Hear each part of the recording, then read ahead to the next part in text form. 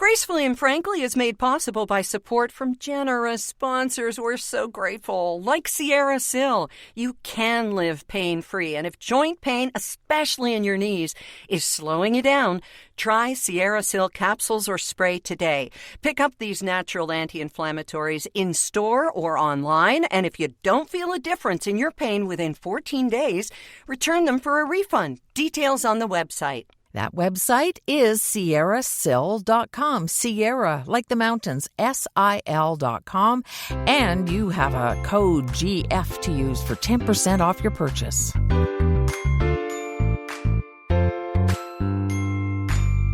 Episode 102, and we've got a great show for you this week, including what time you get up in the morning and how you should curtail your caffeine intake according to that. It's really interesting, I promise, if I take my fingers out of my ears, because I don't want to hear that I can't drink coffee, Lisa. I'm warning you. I wouldn't dare. Thank you. You'll be on the road when this actually comes out on your way to California.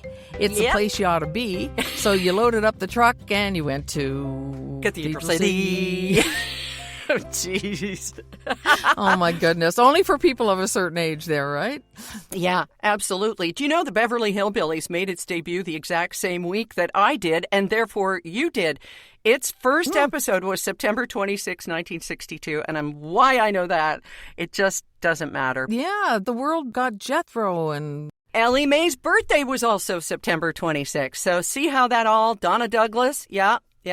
And interesting fact, Lisa and I, we started out in black and white and then moved into color a few years later. That's right.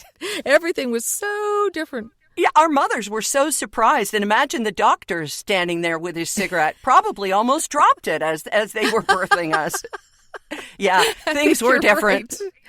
Things were different. And speaking of different, it's Thanksgiving week in the USA, and you're traveling, and the Black Friday sales, the Small Business Saturday, don't forget. Absolutely. We support small business, and gosh darn it, they support us. You've already heard us mention Sierra Sil, but Small Business Saturday is coming up, and show them the love they deserve. Wrap yourself up in the warm feeling of supporting local. With any kind of luck, you'll get heartfelt service and unique products and great deals too. So be sure and look out for businesses that are offering Small Business Saturday deals this weekend.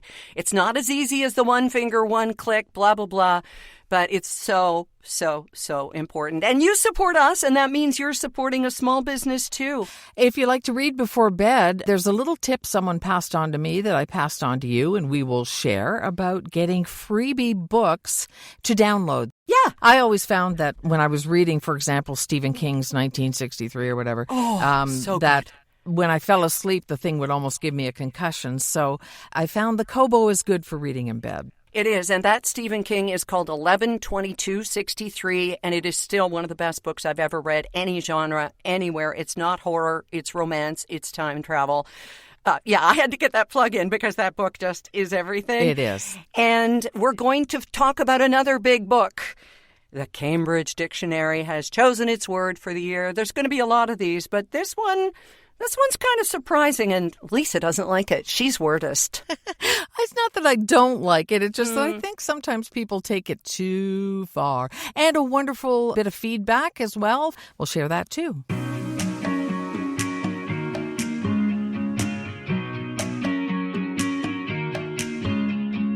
Well, as folks listen to this today, I'm going to be somewhere in the USA on American Thanksgiving and not celebrating a thing. Except looking out at the ocean and how beautiful it is. Yeah, no kidding. I don't know where exactly we are today, which sounds bizarre because, well, does any of us really know where we are on any given day? But yesterday, we got on the ferry in downtown Victoria, headed over to Port Angeles, Washington, or Port Angeles. I'm never sure. They say it differently. And then spent last night in Salem, Oregon. You know where my witches is. No, I know it's a different Salem. Yeah. And then 2 nights in California, and then we'll be at the house on Saturday. Good Lord willing, and the creek don't rise, as the saying goes. Having done that drive, I know how absolutely gorgeous it is because Derek and I brought you your Mini one year, so we did that drive. And it's just stunning. He kept pulling over. I don't know if you remember. He kept pulling over to look at vistas, and it was making us so slow. And finally, we had to go inland because we're going to take the whole time driving. It's like, no. But that's Derek. Well, that's the thing that surprised me our first drive through Oregon is the sand dunes. And the vistas, like we don't hear so much about Oregon. You hear about Washington State and then California. And it's like, do not miss Oregon if you're on the West Coast in the PNW, as they call it, the Pacific Northwest. The weather forecast, thank goodness, last week's bomb cyclones and atmospheric rivers, they're all gone. So thankfully, we've got smooth travels as we head down for a little winter getaway. And I hope the traffic isn't too heavy with it being a getaway for American Thanksgiving, too. But maybe people will have left earlier. I don't know how that works. It's a bigger holiday than Christmas in many cases. I do know that. A lot of people take the entire week off because it is Thursday and Friday and then Saturday and Sunday. So, yeah, we were looking at websites that were saying, okay, here are the busiest times. These are the busiest days. We know the places that are going to be slow. And this time, Lisa, too, we're also planning around an app that tells us where the electric vehicle chargers are and if they're available and if they're fast charged. So a whole new set of parameters as we travel that you wouldn't have had, of course, when you were driving our Mini down because it was on gas. Right. This isn't a hybrid. This is pure electric, right? Yes, it is. It is indeed. So cool. Yeah. More tension between Rob and me, though, to be honest with you, because I'm not the most, let's say, confident reader of maps and stuff. And of course, we've got the GPS and the maps all laid out in the car dash. But my job is to kind of figure out other things. So I kind of crumble under the pressure. And usually it's the only time that we get a little snippy at each other. And by each other, I mean me towards him. When we're traveling, it's like, I don't know where we are. I don't know what north is, you know? I know. Oh, I'm so glad you brought that up because even when we were going to Collingwood a couple weeks ago, my nav on my phone is so much better than Derek's in his beloved 2022 Hyundai Santa Cruz. So I end up calling it up on my phone, right? Right, yeah. And he doesn't like just turn right here, turn left on this road in 4 kilometers, which I'm perfectly happy with. He wants to know 5 turns down the road. He wants to see the whole map. He thinks in maps. So what we end up doing is going with the crappier tech because I'll say to him, look, you're making me defend the navigation. Yes. I am not the navigation. I am only reading it to you and telling you what it says. Don't argue with me, because I'm not it. I'm the conduit. Right? You're the conduit. Yeah. And this happened to us the other night because I told Rob I want to do the navigation on the way to the University of Victoria. We were going at night to a concert, and it's a bit of a labyrinth around the campus. I've got navigation in my hand, and we've got the Beatles channel on Sirius, but he keeps going back to the map on the display in the car. And I said, am I the navigator or am I not the navigator? Because he says, no, I want to know when that roundabout's coming, how many streets away it is. So it's exactly the same as Derek. He thinks map. Yeah. You and I think 6 kilometers to exit 7, you know? So exactly. Thank you. It's so funny when one of his nephews is here or whatever and is going somewhere, and Derek will say, oh, well, you just have to go a couple kilometers, then make a left, blah, blah, blah. And they look at him like he's from space. And they'll say, I've got GPS. I don't need GP uncle. And it's, I find I understand the snippy thing. I get all that because I really resent being in the defensive position of something I don't care about. Just tell me when to turn. I don't need to see the whole thing. I know I'm not going to drive off the end of the earth. It's all good. Well, you and I went through this in Hawaii. I'm remembering now because I'm driving and you're giving me instructions. And I am not a confident driver when it comes to being in strange places. And that I think that we went through that ourselves and we may have gotten a little snippy with each other. Do you remember that? I remember the drive, and I remember that the vehicle that you rented was not supposed to go on this one highway. Oh, yeah. Yeah, that stretch. Right? It negates the insurance if you go on that one part of the island that people really insist on doing and they shouldn't. Yeah, I think ultimately we had a discussion about it, Derek and I said, you have to manage your own guidance system. I am not going to be the person who does it for you anymore because you get frustrated with me. And he said, well, you can't read a map. Okay, so even if he's right, you're not supposed to agree. No, and he's not right, because I said, I understand how the roads work in Toronto. I can get you anywhere in Toronto. I know where north is, south, west, east. I get it. I think that way. I just don't need the minutia that you need. So anyway, we came to an agreement that he would manage his own and I would just stay out of it and look out the window and smile if we go around in circles. And by the way, this is a really good opportunity to say Lisa was never a traffic reporter. And it was something that came up in her career. And you can hear all about her career, what she's doing now, obviously so much more than this, but where it started, where it went. You did an episode, an entire hour. I got to listen to you talking, and that is one of my favorite things, right after listening to my voice. But no, I'm just kidding. Kidding. And it's on the Matt Cundill, Cundill, Sound Off podcast. Lisa, please put it on our GNF Facebook page. I know you're too modest. Okay. But it's a great listen. Okay, well, I appreciate that. It's funny to talk about the technology we started with in the business to somebody who also remembers it and how complicated and cumbersome it was. Yeah, okay, it was a fun chat. I will put it on our page for sure. Thank you. Okay, and of course, he also talks about Gracefully and Frankly, and you mentioned how fortunate we are to have sponsors. And of course, our sponsor, Envy Pillow. It's so cute. We were loading up the car and I said to Rob, make sure there's room for my Envy Pillow. And he said, I'm making sure there's room for 2 Envy Pillows because he's not going to travel without his either. So again, it's one of those things. It's a great holiday gift. It's not just for those of us who want to, pay attention to the pillow lines on our faces and all that stuff, but it's for comfort and neck support. And these days we need all the support we can get.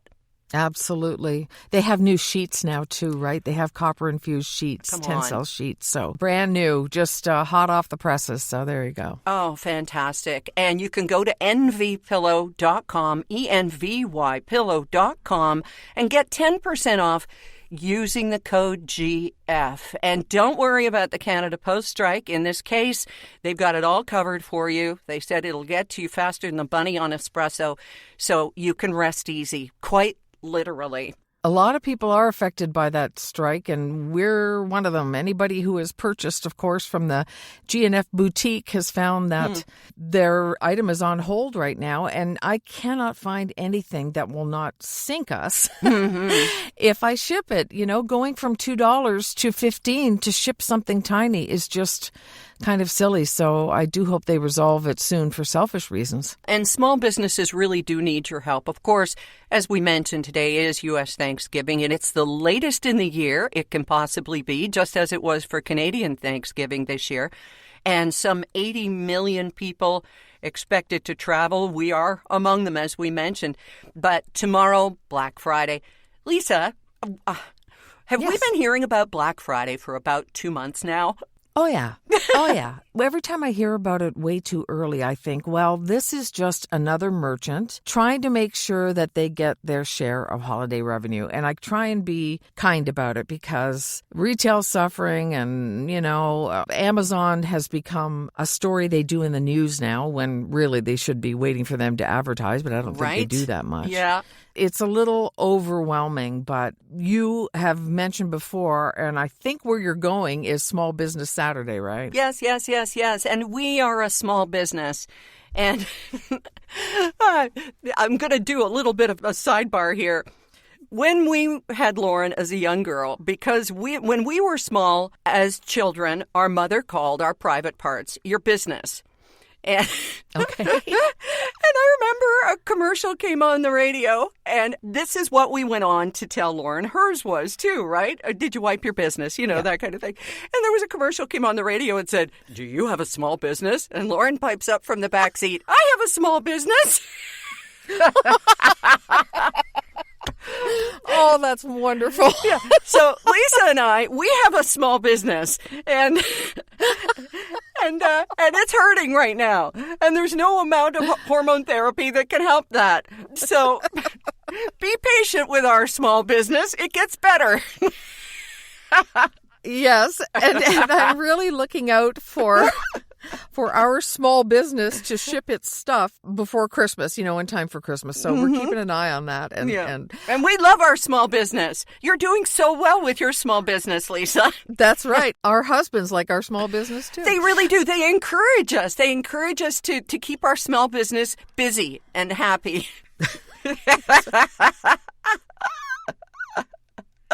Yep, my husband comes into my office and says, "What are you doing? You working on your small business?" Yeah. And I'll say, "What else would I be doing?" Well, exactly. Yeah. And I think of your little office, which isn't little at all. It's a whole bedroom up on the top floor of their house there. Their business takes place in the basement where your two studios are, and then there's the main floor, and then the top floor. And you've really turned it from, just sort of not a catch-all, but you've got a beautiful vintage chair there, and you do all kinds of things in that room. But you have turned it into your little home factory, and I just think it's so wonderful. You're there making these T-shirts and trying to get things ready to ship out, and I just love that you've done that. So I want to applaud your small business. Love it. It's beautiful. Oh, thank you. My small business is smiling. Well, I don't know when you find time to sleep, and the answer is often, early and then get up early. But you've got a story about sleep that I'm kind of sitting here cringing about because I asked Lisa not to tell me the details on this because I want to hear it fresh. I want to hear it from you. And it sounds a little bit like harsh medicine. So tell us what the sleep story's about today, because people are having trouble sleeping these days. Well, they are, and it's really got to do with this doctor. He's known as the quote-unquote sleep doctor in the U.S. I think he calls himself that, like Michael Jackson called himself the king of pop. But anyway, right. So since the 1970s, sleep experts have identified 3 types of sleepers, but this Dr. Michael Bruce says there are 4. And knowing what type of sleeper you are has to do with when you should drink coffee, if you're looking for the effect of the caffeine, to be most effective for you. So here, for example, type number 1 is the lion. I'm writing these down. Okay, so this is me. The lion has also been identified as the early bird or the lark, but I'm going to go with lion. So these are the people who wake up at 5 and go to sleep around 9 or 10. They're most productive in the morning. That's definitely me and Derek. Then there's the bear. Mm-hmm. This affects about 40% of the population. These people wake up and go to bed with the sun, and they're the most productive between 11 a.m. and 6 p.m. So they're more organic, I guess, with their bear type. There's the wolf, and I'm thinking this might be you. Okay. This is the one who goes to sleep around midnight or 1 a.m. and wakes up around 9 or so, and they're most productive at night. Does that sound right to you? Absolutely. Oh, I love my nighttime. Yeah. Yes. Okay, so you're a wolf. And then there's the dolphin, which is the rarest. These are the people who are very light sleepers and are diagnosed with insomnia a lot of the time. They just never get a really good sleep. So, okay. He says everyone should stop drinking caffeine by 2:30 in the afternoon to get the best night's sleep, because even though popular opinion is, and medical opinion, they'll say, it peaks 4 to 6 hours later, whatever. It's not the same for everybody. Not everybody metabolizes caffeine the same way. Mm-hmm. It could affect you 8 hours later. Like if I have a coffee afternoon, I lie awake at night. It's really weird. So that's the first blanket sort of piece of advice. But he says also, for example, like me, a lion, I shouldn't have a coffee first thing when I get up, because that's when I'm the most energetic. I'm already buzzing with hormones, so have it 90 minutes after I get up. And then it will give me that get up and go later when I don't have it naturally. Have you tried that yet? I haven't yet, because the first thing I do is I get up and I walk like Frankenstein over to the coffee maker and make myself a big steaming hot cup of coffee. I haven't caught myself yet to stop and try that, but I will. Yeah, one day. Yeah, one day. And you, the wolf, you don't need it later in the day because that's when you're at a peak. So he says that you should have it when you first get up. Yay. And then stop it after a while because you don't need it later in the day. And it looks like the bear and the dolphin can do whatever the heck they want. The dolphin, he suggests not drinking caffeine at all, but that's not really probably going to happen. Mm-hmm. So when you're at your peak is when you don't need the caffeine, basically. So when I wake up full of pee and vinegar. Mostly pee. Usually at this age, mostly pee. Let's be honest. Mostly pee.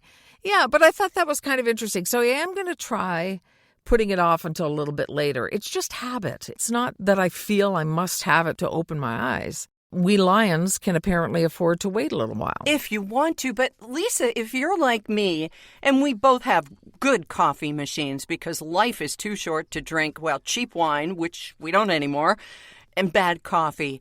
And to me, if Rob is sorting the beans the night before, not a euphemism for something naughty, but if he's doing that or preparing anything, that smell at night, I can't wait to wake up in the morning and have a coffee. It's the joy. Oh. It's the joy of the coffee. So maybe it's not so much for you, the caffeine, but just that deep, resonating, fulfilling pleasure of a cup of good coffee. You know, you make a very good point because sometimes Derek will fill up the bean thing before we go to bed. And my thought is, I cannot wait.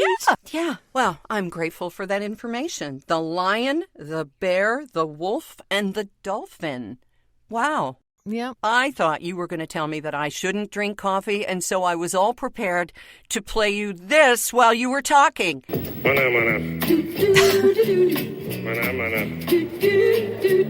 Erin, I promise you, even if I found research that said that for you, I wouldn't tell you. No way. Because that's what I thought I was going to be hearing.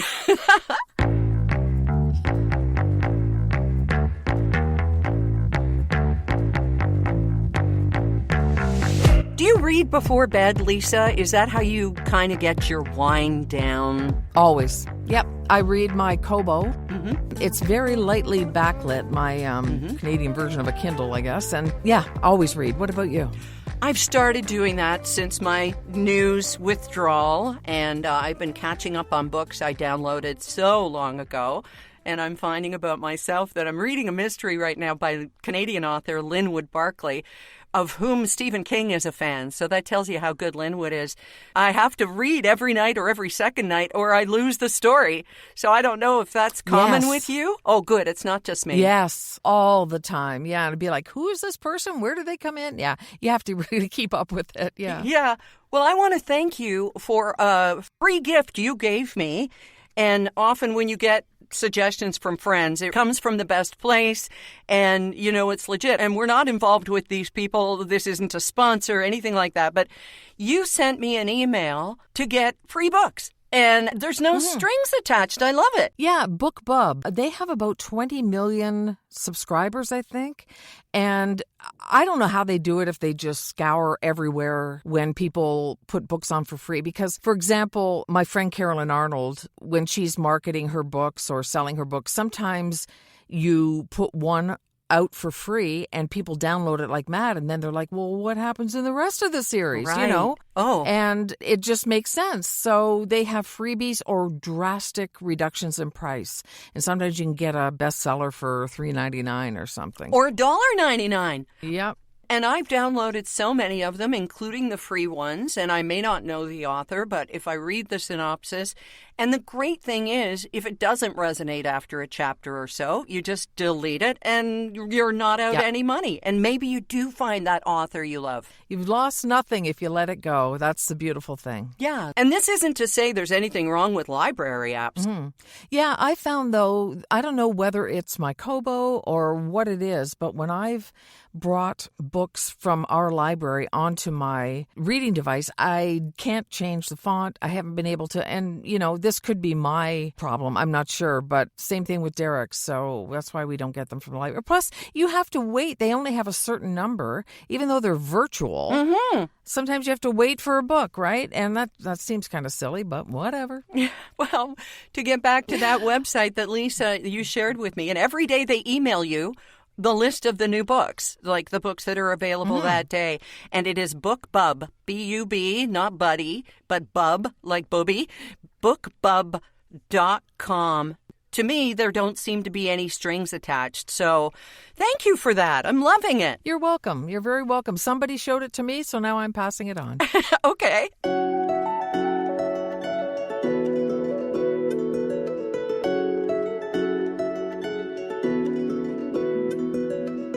Now, there are times when you don't pass on things. And you had an experience this past week that just made me shake my head. I felt so bad for you. You were not there for pampering. You went to see an RMT for a treatment. Yeah, the woman I usually go to for a massage was booked up. I think I saw her in July, and she didn't have any more appointments till 2025. Whoa. And so I found this guy. He's not far away. He seemed to be really nice. Anyway, I get on the table, and he's got a heating pad on me and didn't say very much. And the second he got his hands on me, he started to talk about how much he hates his work now, how he can't wait to get out of being a massage therapist. He needs a better job. He needs to make more money. He needs benefits. And, you do voice work. I'd really like to do a little bit of that to earn some extra coin. So maybe you can help me. And I don't know if you've ever had anybody lose their mind, like they forget where they are, but he was running down the company he works for, this big company, and I couldn't believe it. It was like a stream of consciousness, and you're kind of helpless at that point. Like, what am I going to do? Right. So I'm laying there. I wasn't there to feel, all relaxed. He didn't have spa music going and all that, but it was more therapeutic. But holy smokes. Yeah, what a downer. And yes, of course, we know that people like to unload at different times. Sometimes it happens when you're meeting up with a cashier and she or he is having a day. We get that happens, but wow, that's not great for you. So what did you do? Just laying there, right? So I said, I can give you a few ideas for voiceover. Like, for one thing, how many times a week somebody says they want to make a little extra money dabbling in what I work my butt off to do every day. But whatever. Mm-hmm. For some reason, it seems so easy, and people think it's a source for Christmas money. But he went on to give me the best massage I've ever had in my life. So that's the thing. I'm going to end up going back to him. Maybe if I give him a little bit of information, he'll chill out. That's the kind of stuff you talk to your buddies over a beer with or something like that. Yeah. You don't do a brand new client. I thought it was a little bit much, but I'm going to have to go back because he was really, really good. Well, maybe that's what he needed to hear was, this is your calling. Find a way to make it work. That's perhaps how you start the next one, but I have no idea what I would do. Oh, geez. Get a therapist. Yeah, get a therapist. That's right. Hey, I went to therapy for a while. I could be a therapist. That's right. My sister calls me for advice. Maybe I should do this professionally. Jeez. So it's the time of year when we start getting lists of what 2024 was. Well, I can give you one, and it looks like an outhouse. Cambridge Dictionary has come out with their word of the year. With a little fanfare, please.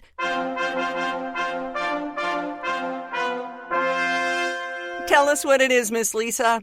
Manifest, as in manifesting something for yourself. As in, this is a word I actually have a little bit of trouble with, but I understand. It's like intentioning, thinking about what it is you want and making it happen. Okay, I'm going to ask you, since you are the professional voice artist here, I would like you to read, please. This is a freebie, by the way, because I've heard you're really good at it. I would like you to read, please, the Cambridge Dictionary definition of manifest.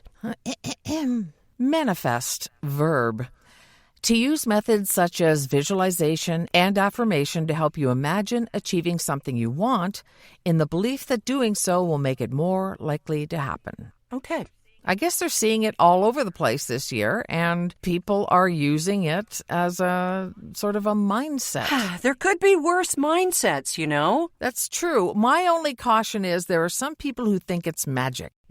there's nothing wrong. It would be better for all of us if most people were more positive and concentrated on what they want instead of the negative. So that's a good thing. But I think of it like mountain biking. The one and only time I went with a distant cousin, she said, don't look at the trees because you'll hit them. Look at the path. Look at the trail. Right. And so the one time I looked at a tree and I went smack dab into it. And she was right because you're looking at the trail because that's what you want to stick with. So to me, that's manifesting. But there's a very important part of the definition that says in the belief that doing so will make it more likely to happen. So you have to believe it as well. And it is just a belief. It's not an absolute. Well, I love that. And manifest. There will be more. There will be more lists. And we are list geeks from a way back. So we'll probably share one in weeks to come.